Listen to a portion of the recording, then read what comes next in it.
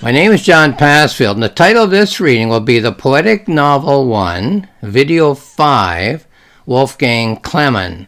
This is my book. Let me hold it up here. The Poetic Novel 1, Influences and Elements by John Passfield. The three roses are from Gertrude Stein.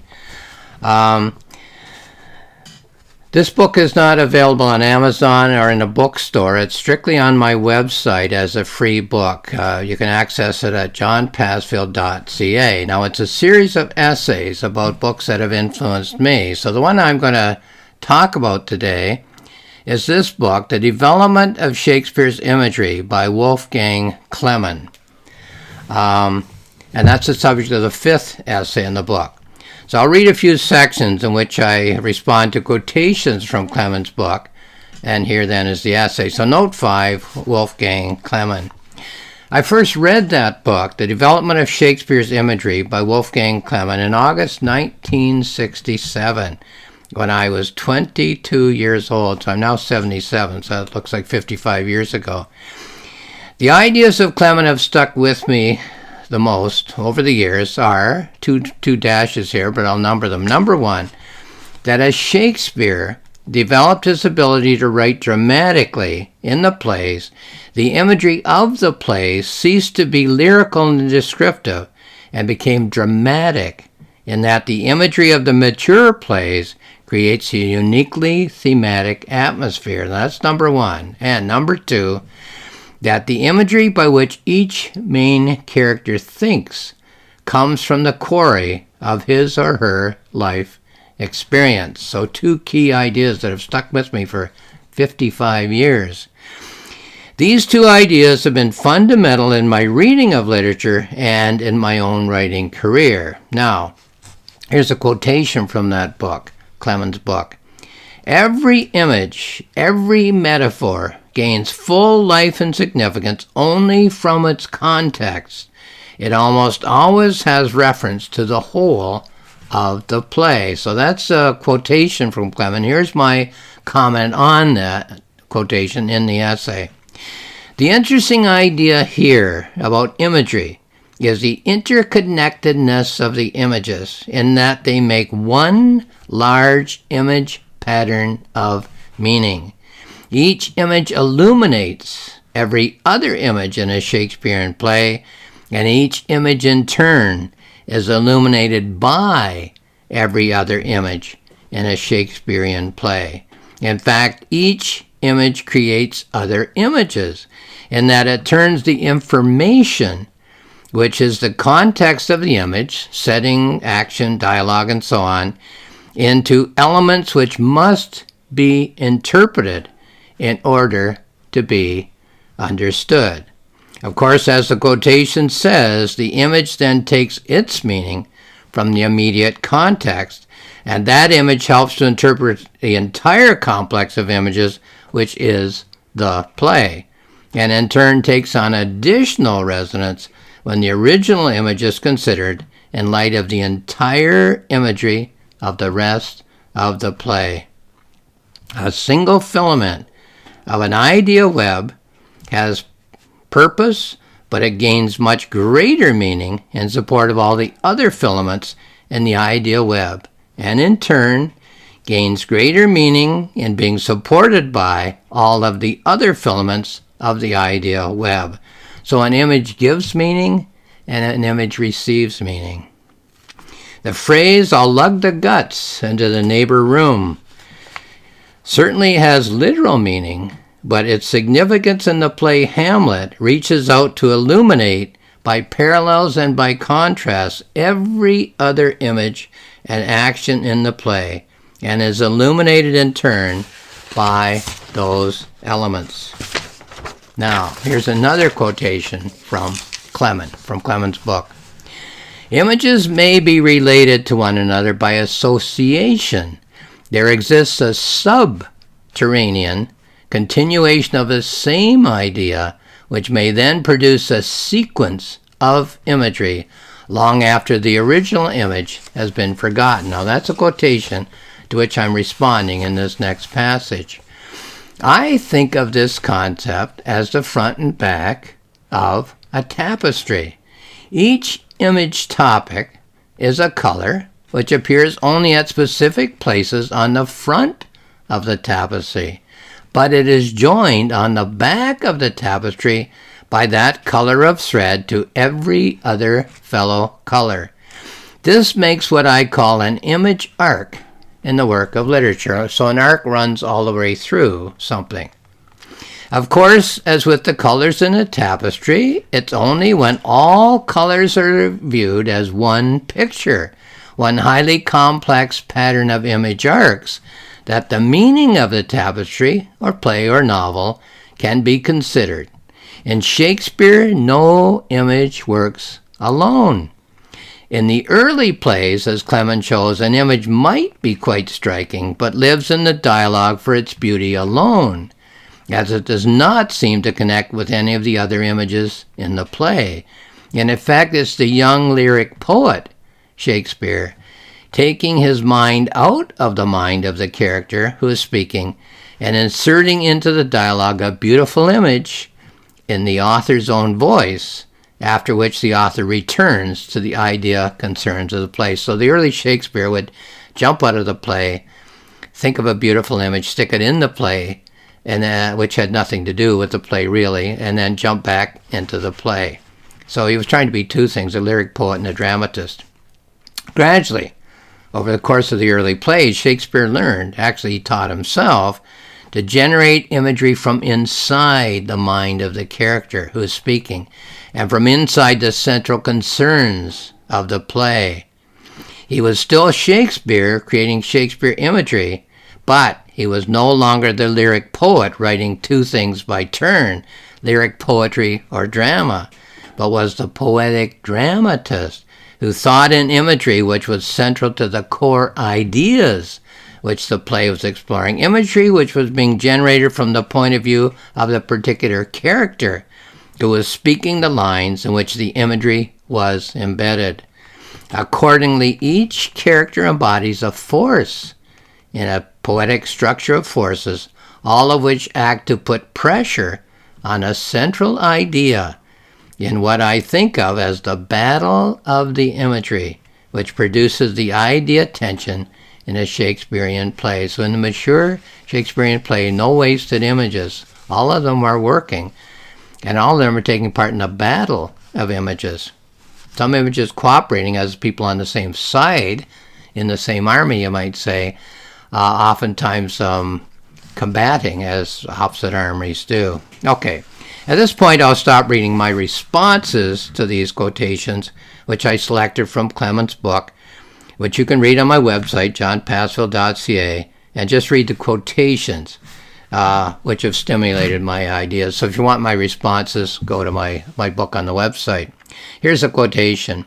Richard II is the first instance of Shakespeare's habitual manner of endowing his heroes with unusual imagination and poetic gifts. Well, their poetic gifts is they can reach down into their subconscious minds and express themselves verbally in a Shakespeare play on stage with the imagery of their subconscious thoughts.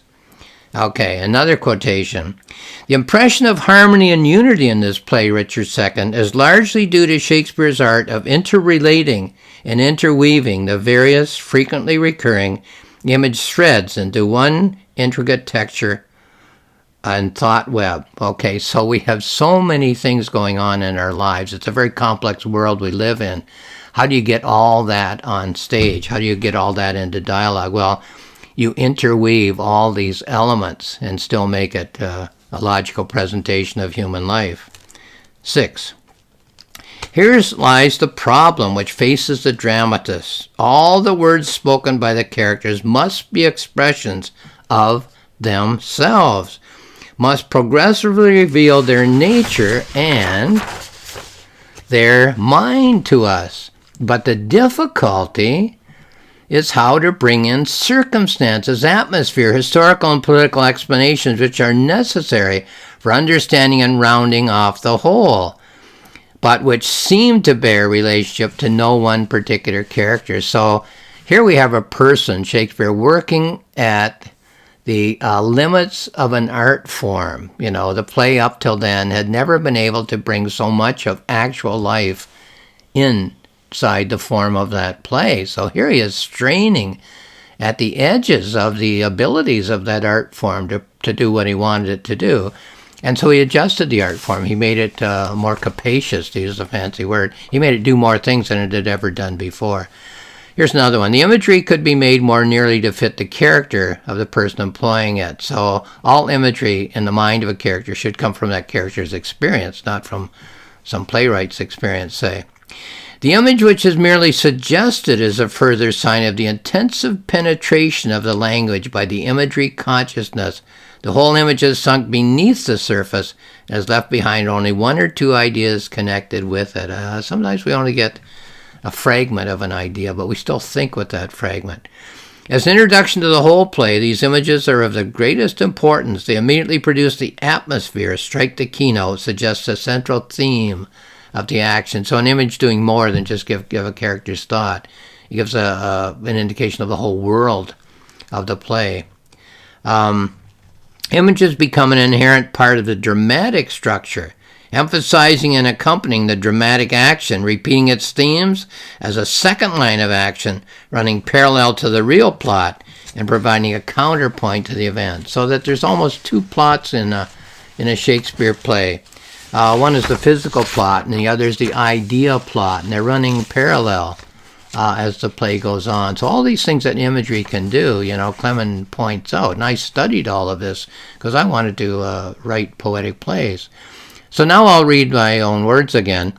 The final section of my essay on Clement as an influence on my writing clear. So back to my words. Here's my summary of Clement as an influence on me.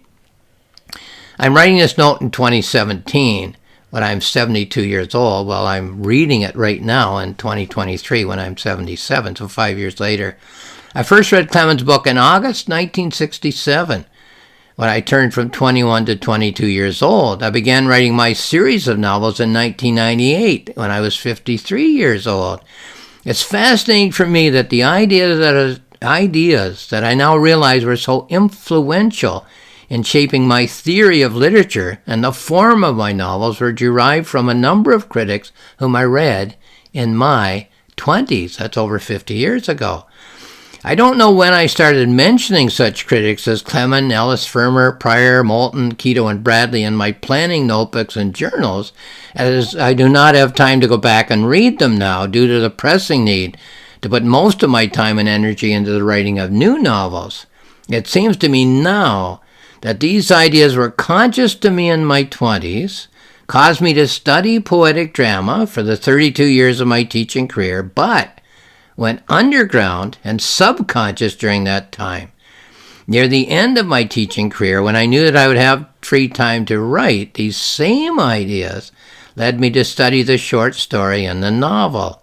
They influenced the kind of novel that I began to develop and to explore, then rose to the surface again in terms of my realization of their origins. Many other books, both creative and critical, influenced me over the years, but it's amazing to me that the 5 or 10 most influential books are ones that I purchased at random, as it were, both new and used books, many of them in my 20s, which are now right here on my shelves as I consider the origins of the ideas that I have followed and modified in my almost 20-year novel writing career. While I was writing that 5 years ago, I have a 25-year career. I've written 29 novels and 4 novellas, and I'm still working. I'm working on a novella now. Okay. Here's a conclusion to which I wrote for this presentation. I've been reading Hemingway's biography and how he deliberately stayed away from writing one of those novels of social protest of the 1930s. And it occurs to me that there's quite a fascinating set of biographies among the great writers of 19th century novels. There are 3 great novelists who felt very, very passionately about the social issues of their day. The 3 great novelists that I'm thinking about are Tolstoy, Dostoevsky, and Dickens.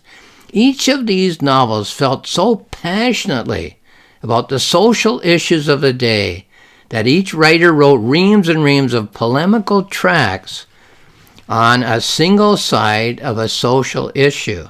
In addition, each of these novelists also wrote novels which posterity has come to see as serious literature, two entirely different kinds of writing.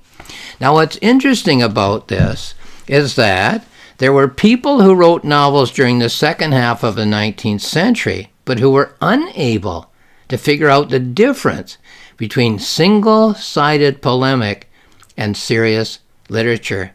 It's one thing to think about the novelist who wrote serious literature while avoiding the trap of social engagement, and it's another thing to consider that there are novelists who fell into the trap of social engagement to the point where their novels are not read now that the social issues of their day are in the past. However, the most fascinating category of novelists is the one in which I would place these three great novelists, Tolstoy, Dostoevsky, and Dickens, who must have had a very clear idea of the difference between writing on one side only of a social issue about which they felt very, very passionately, and the complexity that a serious work of art must have if it is to be other than a shallow social issue pamphlet. So it's not that you can't write two kinds of presentation, but you have to know the difference. So this is the book that I was reading from while responding to the development of Shakespeare's imagery, Wolfgang Clement, which is an essay in my book. My book is the Poetic Novel 1, Influences and Elements, which you can find for free just by going to my website, which is johnpassfield.ca. Just click on that icon and that book will be available to you. So lastly, thank you for watching this video.